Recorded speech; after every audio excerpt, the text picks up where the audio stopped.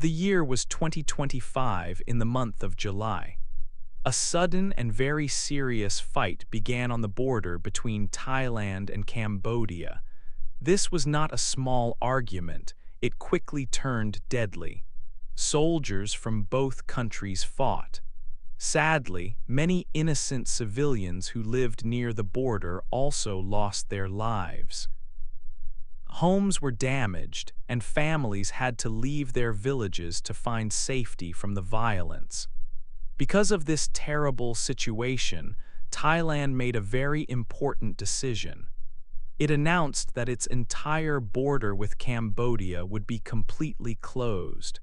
This meant no one could cross for any reason. All normal activities, like trade and travel between the two nations, stopped at once. The closure showed how serious the fighting was and how much danger people were in. This action caused worry in many other countries. A key part of this conflict was the use of special airplanes. For the first time in many years, powerful fighter jets were flown by one of the countries. These jets were used in the fighting, making the conflict much more dangerous than before. Their sudden appearance in the sky showed that the situation had become very severe, changing from small clashes to a wider military operation. This book will tell the story of how a problem that had been quiet for a long time suddenly exploded into a dangerous new war. For many decades, Thailand and Cambodia had disagreements about their shared land. These problems were often talked about but rarely led to big fights. People hoped the issues would stay peaceful. However, in July 2025, the quiet became loud. This is the account of how those long-standing, quiet problems turned into a deadly and active conflict between two neighbors. 2. Why the fighting started. The fighting on the border began for a few important reasons. One main reason was a big problem inside Thailand's own government. The country's leader, Prime Minister Paetongtarn Shinawatra, was in deep trouble. In June 2025, a secret phone call she made became public. This call was with a powerful Cambodian leader, Hun Sen. In the call, Prime Minister Paetongtarn called him uncle, which many people saw as too friendly and disrespectful to Thailand's status. She also said some things that worried many Thais. She spoke badly about some Thai army commanders and appeared to promise to help Hun Sen with things he wanted. When this phone call was shared, many people in Thailand became angry. They felt their prime minister was not putting Thailand first. They thought she was too close to a foreign leader and not respecting her own country's army. There were many protests in the streets across Thailand. People said the prime minister was not defending Thailand's land or its honor, leading to strong accusations from opposition groups who called for her removal. This widespread public anger added to the pressure on the government. This situation made the Thai government very weak. A big part of her government, a group called the Bumjay Thai Party, stopped supporting her. They said she was being too soft with Cambodia and betraying national interests. Because of this loss of support, Prime Minister Paetongtarn was suspended from her job on July 1. This political mess meant that no one left in the Thai government wanted to appear weak towards Cambodia. Everyone wanted to show they were strong and would protect Thailand's borders at any cost. Then, something happened that caused the fighting to start right away. On July 23, 2025, a landmine exploded near a temple in a disputed border area. This happened in a place where both countries had agreed it was safe to walk. 5 Thai soldiers were hurt badly by the explosion. Thailand quickly said that Cambodia had put new mines there. They said the mines were made in Russia and were not old ones left from past wars. But Cambodia strongly disagreed. They insisted the mines were very old, left over from conflicts many years ago, possibly from the Khmer Rouge era. This sharp disagreement about the landmine was the final push that started the big fight. It came at a time when Thailand's government was already very shaky and under pressure. People were ready to fight to show strength, and the landmine explosion gave them a clear reason to act.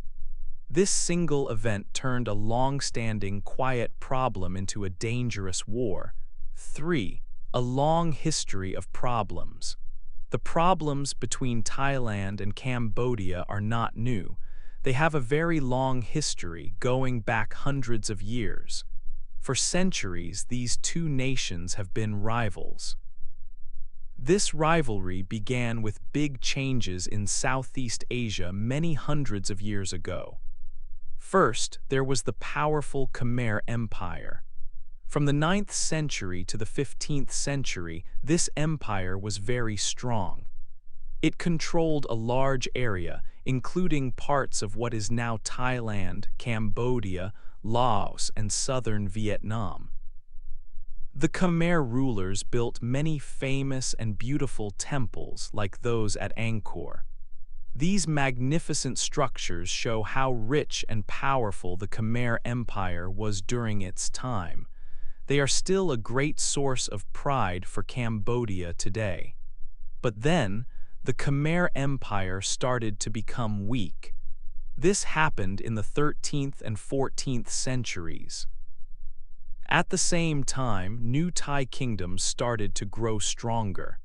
These included kingdoms like Sukhothai and later Ayutthaya.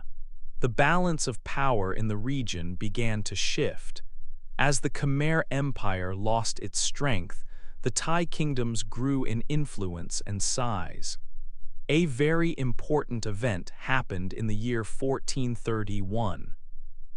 The Thai forces attacked and took over Angkor Thom, which was a main city of the Khmer Empire. This made the Cambodian king move his capital further south. After this, the Thai kingdoms continued to grow in power and territory. For about 400 years, Thai influence expanded to the west and south. Slowly, they absorbed and took control of more lands that had once been under Khmer control. For instance, by the late 18th century, areas like Sisophon and Battambang, which are now in northwestern Cambodia, were under Thai control for some time.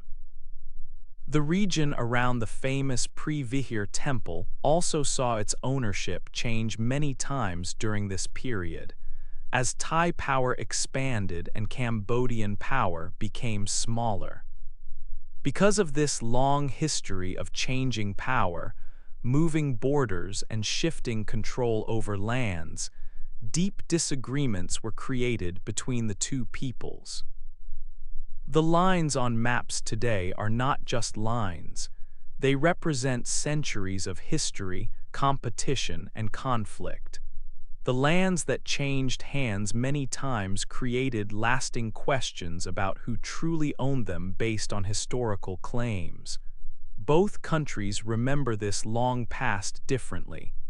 Each nation believes its own historical narrative supports its claims to land as being right.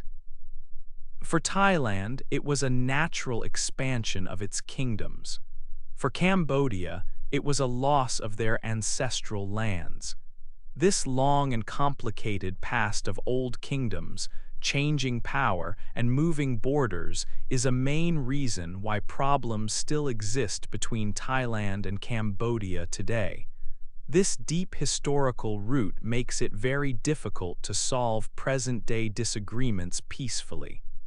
4. A map causes trouble.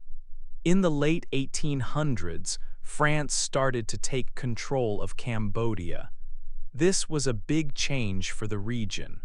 French officials began to draw new maps to define the borders between their protectorate, Cambodia, and neighboring Siam, which is now Thailand.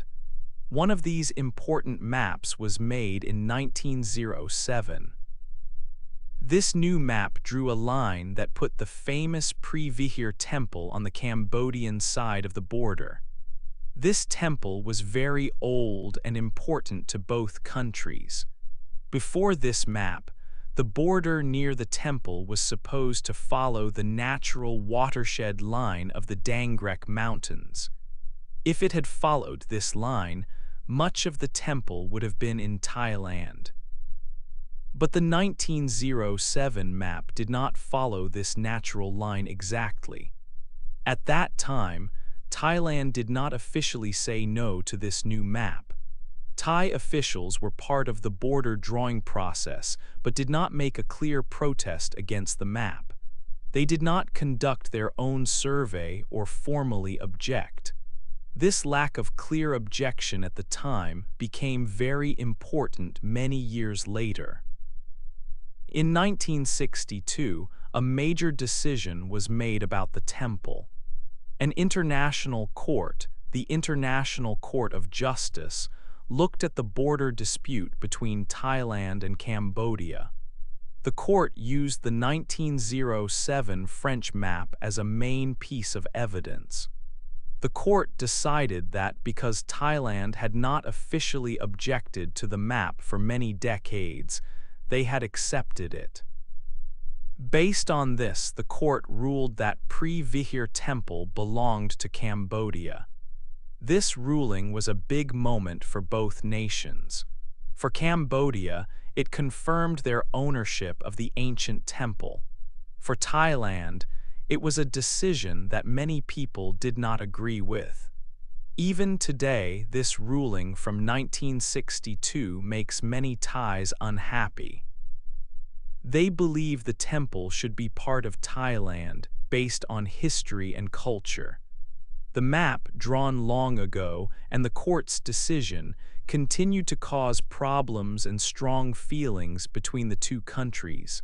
5. Fighting in the past. This was not the first time Thailand and Cambodia fought over land and temples. Before the recent conflict, there were big fights from 2008 to 2011. These fights were also about the Pre-Vihir temple, a famous ancient building. The earlier fighting shows how old problems can quickly become new violence. In 2008, Cambodia wanted the Pre-Vihir temple to be a UNESCO World Heritage Site. This means it would be special and protected by the world. But in Thailand, some political groups did not like this. They said it was against Thai land rights. This made the situation very tense. Politicians used strong words about protecting their country. This made people feel very nationalistic and ready for a fight. When UNESCO agreed to Cambodia's request, soldiers from both countries moved close to the temple. They started to fight. There were gun battles and artillery fire. About 20 people died, including soldiers and civilians. Many more people had to leave their homes near the border. This conflict showed how easily a historical problem could become a real war when politicians use it for their own reasons. The fighting also showed that regional groups like ASEAN, which tries to keep peace in Southeast Asia, found it hard to help. Thailand did not want ASEAN to step in and try to stop the fighting. They wanted to talk only with Cambodia, but these talks did not work well. Cambodia later went to the International Court of Justice. In 2013, the court said the temple belonged to Cambodia. Thailand accepted the decision but was not happy about it. 6. The cost of a closed border. The fighting between Thailand and Cambodia brought many problems that went beyond just soldiers. The closure of the border caused big economic costs for both countries. This affected many people's lives directly. Thailand and Cambodia usually trade a lot of goods every year. Together, they trade about $5.4 billion worth of products. With the border now completely closed, many businesses on both sides suffer greatly. Companies cannot send or receive the goods they need. This means that prices for many everyday items can go up, making life harder for ordinary people in both nations. Important supply chains are broken, and products cannot move freely as before. This disruption hurts many industries, from farming to the production of manufactured goods. Thousands of Cambodian workers are also facing severe problems. It is estimated that about 1.2 million Cambodian people work in Thailand. They have jobs in sectors like construction, agriculture, and domestic service. These workers often send money back to their families in Cambodia, which is called remittances. This money is a crucial source of income for their households and for Cambodia's national economy.